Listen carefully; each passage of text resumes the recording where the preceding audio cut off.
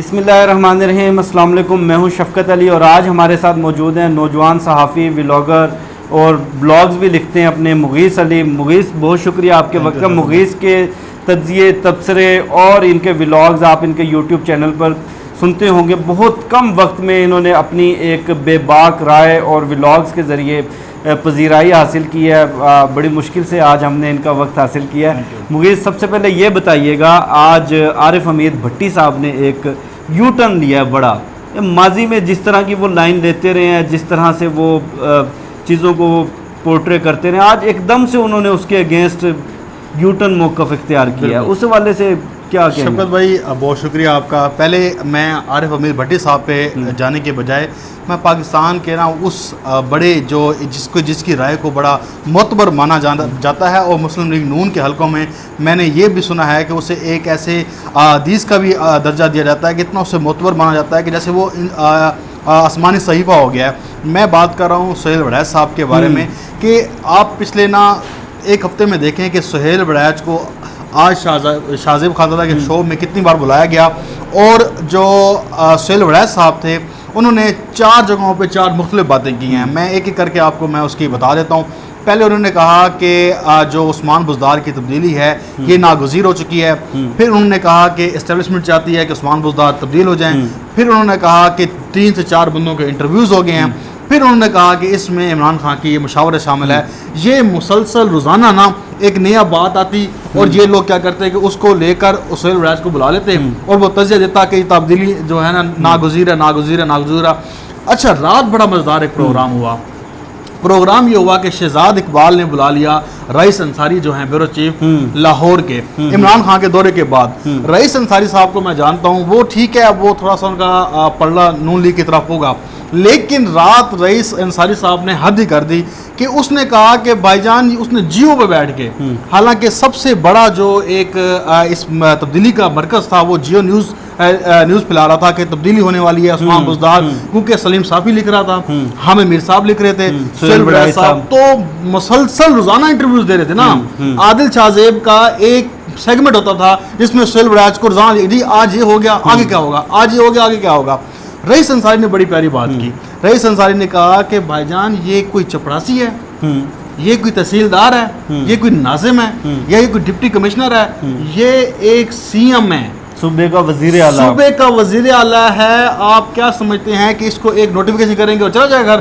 کہتا ہے کہ جو عثمان بزدار ہے وہ عمران خان کے ساتھ اتنے لوئل ہیں کہ عمران خان اگر کہیں گے نا کہ آپ استعفیٰ دے گھر چلے جاؤ تو وہ چلا جائے گا. اچھا, اگر رجسٹ کرتا ہے یا کوئی مسئلہ آتا ہے تو ایک عدم اعتماد کا آپشن موجود ہے. لیکن انہوں نے کہا کہ عثمان بزدار کو یہ جو آپ رومرز پھیلا رہے ہیں اس نے بڑے دبنگ لحاظ سے کیا, شہزاد اقبال کو ٹوکنا پڑ گیا. آپ اگر پروگرام دیکھیں نا, اچھا اس نے کہا کہ اس عثمان بزدار کے پیچھے چودھری برادران کھڑے ہیں. انہوں نے کہا کہ اس عثمان بزدار کے پیچھے چودھری برادران اس لیے کھڑے ہیں کہ انہوں نے کہا کہ عثمان بزدار صاحب اگر آپ جاتے ہیں تو ہم بھی اس کے اوپر احتجاج کریں گے, ہم کسی اور کو ایکسیپٹ نہیں کریں گے. اس کے بعد عمران خان کا جو دورہ تھا, آپ کیا سمجھتے ہیں کہ وہ کوئی ایسے کوئی بہت بڑا پروجیکٹ جو عمران خان لانچ کرنے گئے تھے؟ نہیں, یہ اچانک دورہ صرف ایک پیغام تھا کہ بزدار میں نے لگایا اور بزدار رہے گا, اور یہ کلیئر کٹ میسیج ہے. اور آج سے کوئی 2-3 دن پہلے میں نے عمر انعام صاحب, آپ جانتے ہیں انہیں, بڑے اچھے اپنے جو تجزیے وہ پہچانے جاتے ہیں, عمر انعام صاحب نے یہ بات کی تھی. عمر انعام صاحب نے کلیئر 2 ٹوک پیغام دیا, اور میں نے ان سے جب پوچھا, میں نے کہا عمر انعام آپ وجہ کیا ہے؟ اس نے کہا کہ عثمان بزدار عمران خان کی چوائس ہے اور عثمان بزدار کہیں نہیں جا رہے. یہ سب جو سارے دعوے ہیں جھوٹے ثابت ہوں گے, اور آج یہ ثابت ہو گئے. اچھا جی, اب میں آ جاتا ہوں عارف حمید بھٹی, اور 2 منٹ میں بات کروں گا. سہیل وڑیچ صاحب کے بعد حامد میر صاحب نے ایک نیا پٹاری سے چیز نکالی ہے, وہ بھی بڑی مزیدار ہے. وہ کیا؟ عید کے بعد بلوچستان سے تبدیلی شروع ہو رہی ہے, اور تبدیلی گھومتی آئے گی پنجاب سے سیدھا ایسے جیسے باؤنسر آتا ہے نا, اور وہ آئے گا وفاق میں, اور استاد جی بندہ جو ہے نا عمران خان آؤٹ. اب انہوں نے کیا کہا ہے کہ عثمان بزدار جو دورے کرتے پھر ہیں بلوچستان کے, وہاں سے تبدیلی آ رہی ہے, اور عثمان بزدار کے پاس مہینوں کا وقت نہیں ہے بھائی, ہفتوں کا وقت ہے, چند دنوں کا کھیل ہے. یہ حامد میر صاحب نے نئی ایک پیشگوئی کر دیا, اور وہ کہہ رہے ہیں کہ عمران خان اگر پہنچ بھی گئے ہیں تو کوئی مسئلہ نہیں ہے. انہوں نے کہا کہ 2 بندوں کے نام دے دیے گئے ہیں. شہزاد اقبال نے کہا کہ بندوں کے نام تو بتائیں, کہتے جی یار میں نے بندوں کا نام بتایا نا بندے مکر جائیں، بندے مکر جائیں، نمبر بتا اچھا پھر انہوں نے ایک اور پیش گوئی بھی کر دی، کہتے جی مجھے نا طریقے صاحب کے لوگ کہہ رہے ہیں، اندر سے آوازیں اٹھ رہی ہیں یہ عثمان بزدار جانے والا ہے، لیکن وہ نام نہیں بتا رہے۔ عارف امیر بھٹی سب سے بڑا عثمان بزدار کو تبدیل کرنے والا ایک آئیکون سمجھا جا رہا تھا، انہوں نے بھی دلچسپ بات کر دی، انہوں نے کہہ دیا کہ جو عثمان بزدار ہے، عمران خان کو یہ پیغام دیا گیا ہے کہ عثمان بزدار کو اگر تم نے ہٹایا تو تم بھی جاؤ گے۔ مطلب نئی تعویلیں آ گئیں، یہ سب جو ٹوپی ڈرامہ تھا یہ سارا زبردست ہو گیا، سارا معاملہ خراب ہو گیا، یہ ساری چیزیں یہ دیکھیں نا، یہ ایک فیک پروپیگنڈا جا رہا تھا، صحافتی دہشت گردی شفقت بھائی، یہ ساری یہ صحافتی دہشت گردی اور اس طرح کی شرلیاں، دیکھو کوئی نہ کوئی مقصد تو ہوتا ہے ان کو چھوڑنے کا، کہ دباؤ ڈالنا، جوڑ توڑ کرنا، یہ کن کے ہاتھوں میں کھیل رہے ہیں یہ لوگ؟ سر جی پہلی بات یہ ہے کہ عثمان بزدار کو نا، یہ جتنا بھی ہمارے جو ایک ایلیٹ کلاس ہے اور جو ہمارا اپر پنجاب ہے اور خاص طور پر ہمارے میڈیا میں مخصوص لوگ بیٹھے ہیں، انہوں نے اس کو اپنایا ہی نہیں ہے، کیونکہ عثمان بزدار میڈیا ٹائپ بندہ نہیں ہے، غریب سا بندہ ہے، چھوٹے علاقے سے۔ عمران خان کو یہی ڈیمیج کرنے کے لیے کہ ایسا کیا ہو گیا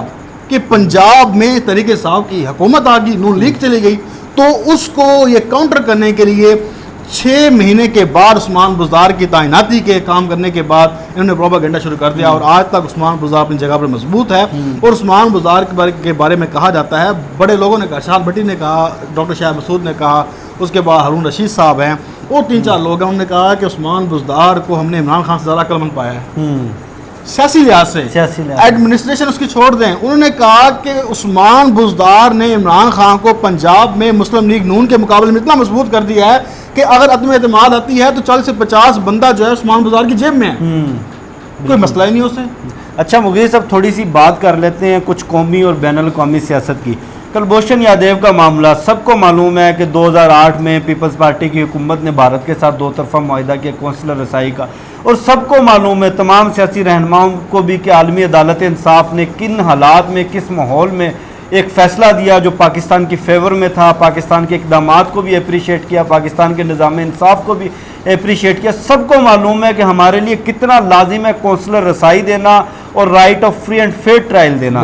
FATF کی تلوار ہمارے سر پر لٹک رہی ہے۔ یہ ریاست کے خلاف پروپیگنڈا، سیاست بچانے کے نام پہ ریاست کو داؤ پر لگانا کیوں کر رہے ہیں یہ لوگ اس طرح؟ شفقت بھائی پہلی بات تو یہ ہے کہ ریاست کے ہر اقدام کی میں حمایت کروں گا، چاہے وہ وقتی طور پر مجھے لگ رہا ہو کہ یہ برا ہے، ایسا ہے، لیکن ریاست کے اور ریاست کے معاملات میں پاکستان کی آرمی، پاکستان کی اسٹیبلشمنٹ اور پاکستان کی حکومت کے ساتھ کھڑا ہوں گا، کیونکہ آپ دیکھیں کہ جب آپ خود انٹرنیشنل افیئر کے اسٹوڈنٹ ہیں، انٹرنیشنل پہ آپ کی کافی گرپ ہے، تو جاپان پہ امریکہ نے بمباری کر دی، ایٹم بم چلا دیے، وہ بھی تو آپس میں ایک ہوئے نا، لیکن کیا ہوا کہ ان کے کچھ مفادات تھے۔ دیکھیں پاکستان میں کلبھوشن جو ہے یہ سب سے بڑی کنجی ہے جو بھارت کو دہشت گرد ثابت کرنے میں ہمارے پاس ہے، زندہ کنجی۔ اگر ہم اس کو مار دیتے ہیں، اگر ہم اس کے ساتھ کچھ کر دیتے ہیں یا کوئی معاملہ کر دیتے ہیں، تو بتائیں بھارت کو ہم یہ کیسے ثابت کریں گے کہ وہ پاکستان کے اندر یہ کام کرتا پھر رہا ہے؟ بھارت تو خوش ہوگا، وہ تو کہے گا کہ یار ہمارا معاملہ ختم ہو گیا۔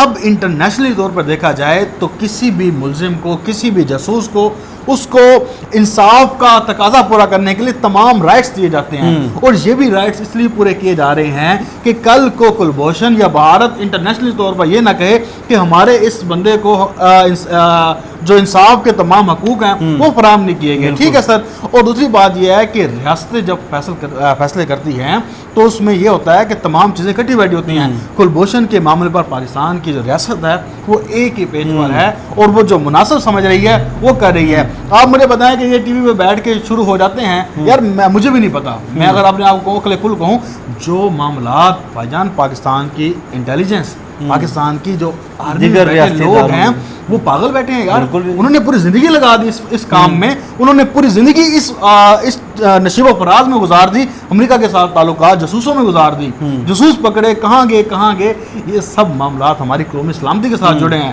خدارا کلبھوشن کو اتنا لائٹ نہ لیں، اس کے اوپر بلاول بھٹو جیسے آ جاتا ہے کہ جی یہ کر دو وہ کر دو، اس پاگل کو کوئی سمجھائے کہ یار تمہیں کوئی قومی سلامتی کا بھی پتہ ہوتا ہے کہ قوم کیا ہوتی ہے، قوم کی سلامتی کیا ہوتی ہے، قومی سلامتی کے ادارے کیا ہوتے ہیں، وہ کیا کر رہے ہیں, کیا وہ پاکستان کے خلاف کام کر رہے ہوں گے؟ شوکت صاحب آپ بتائیں, کوئی بندہ سوچ سکتا ہے کہ وہ پاکستان کے خلاف کام کر سکتے ہیں؟ تو اس سارے معاملے میں, کلبھوشن کے معاملے میں میرے خیال سے اپوزیشن صرف پوائنٹ سکورنگ کر رہی ہے, میڈیا ان کا اعلی کار بنا ہوا ہے, اور یہ سب چند دنوں کی گیم ہے. اس کے بعد جب ایک پھر نیا دھماکہ ہوگا تو پھر پیچھے چل جائیں گے. اس پہ نہیں دے رہے داد کہ ہم نے ایک انڈین آرمی آفیسر جو حاضر سروس اس کو پکڑا ہے, رنگے ہاتھوں پکڑا ہے اور ثبوت کے ساتھ, پھانسی دے کے کیا ہم سارا کچھ جڑ سے اکھاڑ دیں؟ بالکل. اور سیاست بھی ایک ایسے ایشو پر کر رہے ہیں جس سے قومی سلامتی اور پاکستان کی ریاست کمزور ہوگی. بہت شکریہ مغیث, ایک مرتبہ پھر مجھے شفقت علی کو اور مغیث علی کو دیجیے اجازت. انشاءاللہ آپ سے پھر نیکسٹ ویڈیو میں ملاقات ہوگی. تب تک کے لیے اللہ حافظ.